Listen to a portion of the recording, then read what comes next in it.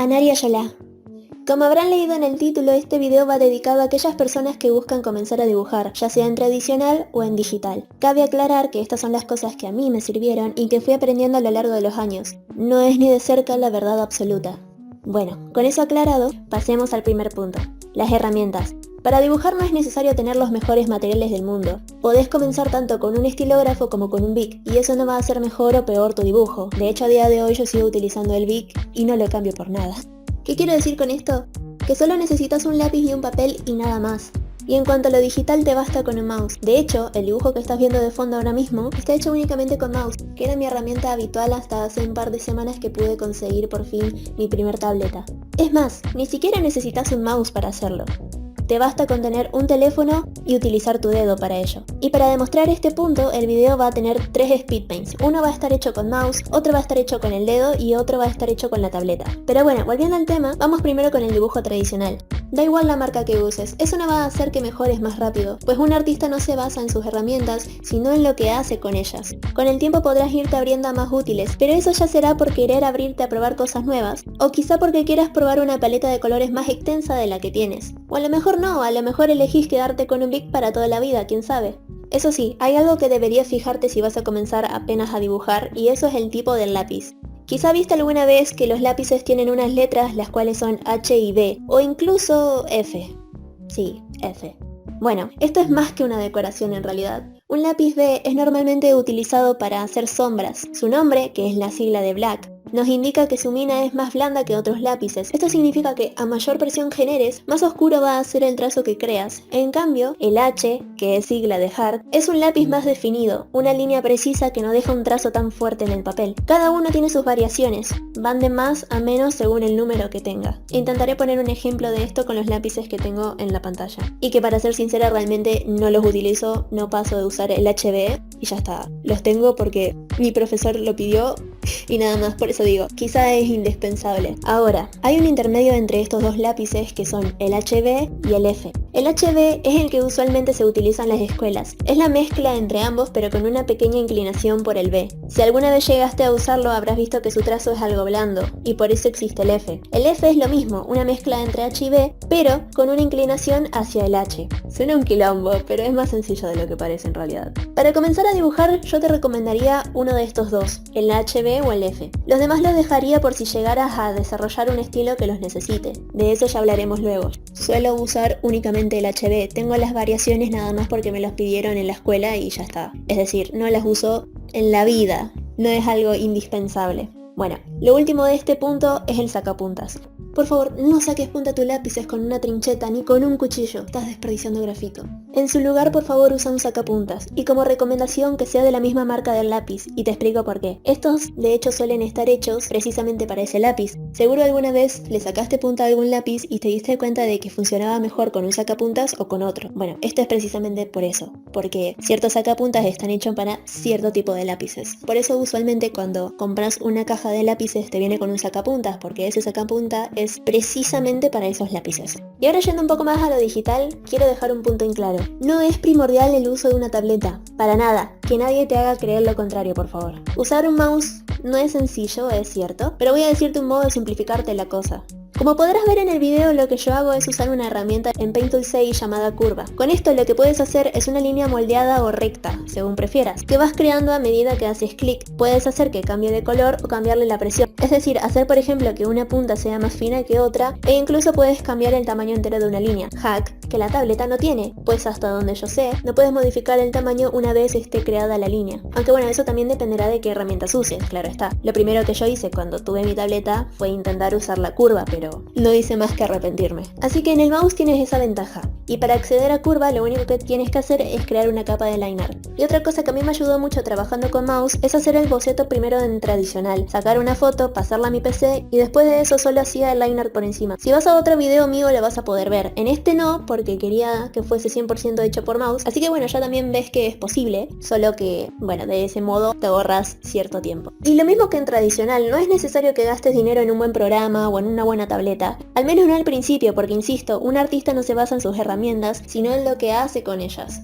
no quiero desestimar a las tabletas ni mucho menos, al contrario, si puedes permitirte una desde el inicio, hombre, bienvenido sea. Lo mismo con una aplicación mejor a las gratuitas, lo que sí te recomiendo es que te esperes un tiempo para eso. Primero para acostumbrarte al digital y segundo para ver si realmente es lo que te gusta, tanto así como para invertir en ello. Si decides que lo es y quieres comprar una tableta pero no tienes tanto dinero, debes saber que hay opciones económicas en todas las marcas. Por ejemplo la One by Wacom. Esa, junto con la X Pen Star, es de las más económicas que he visto, pero no las únicas. De hecho, la que yo tengo es, por decirle de algún modo, el modelo que le sigue, la Wacom Intuos S. Es bastante cómoda, he de decir, y por lo que he visto es bastante recomendada para comenzar en el mundillo de las tabletas. No es difícil acostumbrarte a ella ni mucho menos, ni siquiera por el tamaño, la presión ni nada. Es muy básica, no tiene pantalla, ni es táctil ni nada, su único lujo son 4 botones de atajo. Contrario ahora sí a una tableta mucho más profesional como lo es por ejemplo la Huion Canvas Pro o la Gaomon PD 2200, que de solo nombrarla ya me duele la billetera. Pero bueno, eso ya dependerá de ti y de cuánto estés dispuesto a invertir. El siguiente punto es entender la finalidad de tu dibujo, es decir, ¿qué buscas con tu dibujo? ¿Quieres expresar un sentimiento o prefieres tirar por lo estético? Ojo, esto no significa que eventualmente acabarás haciendo ambas, para nada, pero creo que es un buen punto de partida, y explico por qué. Yo, por ejemplo, priorizo lo estético y cuando hago algún dibujo que demuestre un sentimiento profundo, me cuesta mucho romper ese esteticismo que tengo. Me cuesta mucho no seguir las proporciones que suelo usar o cambiar de paleta, por ejemplo. El dibujo estético es algo más conciso, más estático, al menos al principio. Luego, claro, con la práctica logras hacerlo mucho más dinámico. En cambio, un dibujo que transmite emociones muchas veces ni siquiera es figurativo, puede incluso llegar a ser una deformación de la figura humana, por ejemplo, puesto que no cumple con las proporciones que se deberían de ver en un cuerpo. Si quieres hacer un estilo más estético, lo que más te va a interesar quizás sea estudiar la anatomía del cuerpo humano. Y si es más expresivo, el color y sus significados. Lo que nos deja en el siguiente punto, las proporciones y el esqueleto. El esqueleto es la estructura que tendrá tu dibujo, es un paso posterior al boceto. Es lo que te permite corregir ese boceto y decir, por ejemplo, ok, el ojo va a ir a esta altura. Incluso si tus dibujos van a ir más allá a la deformación de, en este caso, una figura humana, es algo que necesitas aprender, puesto que necesitas partir de una base, entender su funcionamiento, para ya luego romper aquello y crear lo que tú quieras. Obviamente, tú no eres un doctor, no te va a interesar cómo funciona, por ejemplo, la lengua. Pero sí te recomendaría estudiar los músculos, por ejemplo el deltoides, el trapecio, bíceps, tríceps. Son partes del cuerpo que interrumpen de un modo u otro en tu dibujo porque son visibles. Si vas a dibujar un hombro, no basta con hacer una curva y ya está. Hay más que eso dentro. Incluso los dibujantes de anime estudian estas cosas, para ellos después cambiar lo que gusten, como los ojos que hacen o como la nariz. De hecho, ellos no suelen dibujar la nariz, sino la sombra que se vería reflejada en ella. Y en cuanto a proporciones, lo mismo. Podría hacer todo un video de esto, pero voy a decir las más comunes. En una cabeza frontal, si pones un dedo en tu ceja y otro debajo de tu nariz, verás que no es solo el mismo tamaño de tu oreja, sino que está a la misma altura. U otro, la mano suele ser del mismo tamaño que tu cara. Y entre los ojos suele haber un ojo de distancia. Como esto hay miles, que insisto, puedes usar o no, pero saberlos te ayudan mucho. El siguiente punto es la observación y las referencias. Lo más importante para mejorar en tu dibujo es observar a tu alrededor. Cuando tengas una persona enfrente, mira cómo se sienta. ¿Su espalda está derecha? Si lo está, seguro es porque sea una persona formal, o quizá porque esté nervioso. Si está curva, puede que esté relajado o quizá aburrido. Aunque también ten en cuenta que la espalda no es una línea recta. De serlo, no nos mantendríamos en pie, porque la columna vertebral es la que nos permite mantener el equilibrio, y esa nunca está recta. Y si no, siempre puedes buscar en internet. Hay muchas páginas que ofrecen modelos para esto, con poses exigidas, para que puedas copiarla. Voy a intentar dejar un ejemplo en pantalla. O bien puedes entrar en Pinterest y buscar lo que tú desees. Ver fotos y dibujar la pose de la modelo te ayuda mucho a entender cómo funciona el cuerpo. Eso sí, intenta que sea de personas reales y no de dibujos, porque si el dibujo tiene un error, entonces tú lo vas a arrastrar. Las referencias van a ser siempre tus mejores amigas. Lo siguiente es entender tus gustos, que no es igual a la finalidad que quieras darle. Con esto me refiero al estilo que quieras conseguir, a la paleta que quieras usar, e incluso a la firma que vayas a usar, porque siempre debes de firmar tus dibujos, sobre todo para evitar problemas a futuro. Algo que sea propio tuyo, distintivo y que puedan identificarte. Yo, por ejemplo, utilizo el arroba de mis redes sociales. En cuanto al estilo, hay 1000 opciones. No solo el anime o el realismo, hay demasiados, cada persona tiene uno propio. En estilos encontramos, por ejemplo, el cubismo de Picasso, el impresionismo de Monet, el surrealismo del Dalí, el rococó, el barroco, el gótico, el renacentismo. Hay 1001 modos de expresarse, y tú, inevitablemente, acabarás tomando lo que más te guste de cada uno. Quizás veas el rococó y digas, amo los colores que usan, y los adoptes como propios, o la luz que usan en el barroco, que es una bastante teatral, muy fuerte y muy oscura, que genera un dramatismo. O quién sabe, quizá te guste lo bidimensional del gótico. Para gustos hay colores. Y eso nos lleva a lo siguiente, no temas adoptar cosas de otros, que no es igual a copiar o recolorar. Copiar es calcar tal cual el dibujo de un artista. Y recolorar es dibujarle encima, cambiando un par de cosas y coloreándolo como quieras. Nada de eso está bien, y esto es otra de las cosas que me da para hacer un video únicamente explicando ese tema. Pero esto está mal. Primero, porque le faltas el respeto al verdadero autor. Tirás a la mierda todo su esfuerzo, no hay honor en ello, porque no vas a avanzar una mierda haciendo eso, te vas a quedar estancado para siempre y cuando quieras crear una obra por cuenta propia vas a darte cuenta de que en realidad no aprendiste nada del dibujo. Literalmente es como si agarraras un lápiz por primera vez. Entonces, ¿a qué me refiero? A que no es tan mal tomar cosas del estilo de otra persona. Quizás estés viendo un anime, Fairy Tail por ejemplo, y te gustan los ojos que Hiro Mashima, el mangaka, dibuja. No es tan mal que los adoptes a tu estilo propio. Ten en cuenta que tu estilo nunca se va a mantener igual, va a cambiar a medida pasa el tiempo. Vas a tomar los ojos de Fairy Tail, las pupilas de Soul Eater, el sombreado de Nanatsu no Taizai, el cabello de Unhappy, la anatomía de One Piece y la paleta de Rosario More Vampire, y con el tiempo vas a combinarlas y dejarlas atrás, creando tu propio estilo en base a ellos, hasta que llegue un punto en el que ya ni siquiera te des cuenta que viene de ahí. Acá voy a poner un ejemplo, quizá conozcan a Yapura Meri. Si ustedes ven sus videos, le habrán escuchado decir que su estilo tiene mucho de Full Metal Alchemist, y a mi parecer, ya se alejó por completo de eso. O a Happy's Café, que tomó por mucho tiempo el estilo de Chinomiko, y a día de hoy lo modificó a tal punto que son dos estilos completamente distintos. Y me pondría a mí de ejemplo, pero la verdad es que es una mezcla muy rara, y que de esto sí que pienso hacer un video dedicado a todos los estilos que aportaron algo al mío. El siguiente, y ya casi el último, es: estudia todo lo que creas que te pueda servir. Por ejemplo, en la composición de un dibujo.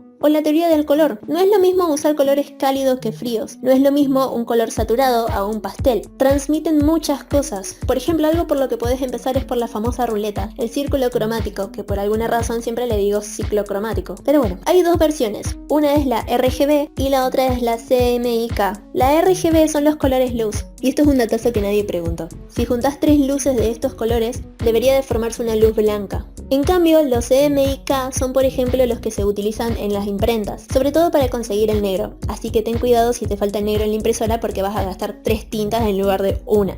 En el círculo podemos ver varios colores enfrentados, como el rojo y el verde, el azul y el naranja, el amarillo y el violeta. Eso significa que son complementarios, y por más lindo que suene la palabra, al mezclarlos, lo único que vas a conseguir es marrón, o en otras palabras, que se quiebren. Eso también tiene un significado al dibujar. Ojito, cuidado. El penúltimo ya es la práctica, y ten mucha paciencia. Las cosas no te van a salir bien desde el primer momento, a nadie le pasa eso, ni siquiera a los pintores más reconocidos. De hecho, ellos tardaban años para una única pintura. Ve a hablarle a ellos de paciencia. Dibuja día a día, así sea cómo te sientes o algo que te pasó y te parezca divertido mantenerlo en un cuaderno. Luego, después de unos meses, toma ese dibujo que te gustaba tanto y vuelve a hacerlo. Solo así verás tu avance. El tercer speed paint, de hecho, es un redibujo de un fanart que hice en marzo de 2020, cuando estaba Karmaland. Y ahora sí, por último, toma descansos cuando estés dibujando, porque tu mente está acostumbrada a tu dibujo y no va a haber nada malo en él. A mí, por ejemplo, me pasa con el color. Uso una sombra que se me hace muy oscura, voy al baño o algo, y al volver veo que en realidad es clarísima y que de pedo se distingue del otro color. Y eso es porque mi mente estaba tan acostumbrada que lo veía bien, cuando en realidad no era así. Así que eso, toma descansos de vez en cuando. Ahora con todo esto estoy segura de que serás capaz de empezar a dibujar. Intenta que no te gane la flojera, es una rama del arte muy bonita que aprender, así que atrévete tantito. Sin más que decir, espero que te haya gustado este video, que te haya servido, que lo implementes y que en un futuro vengas a mostrarme tu progreso. Si te gustaron los dibujos puedes ver más en mis redes sociales, incluyendo YouTube, así que no olvides suscribirte para más. Mucha mej y adeu.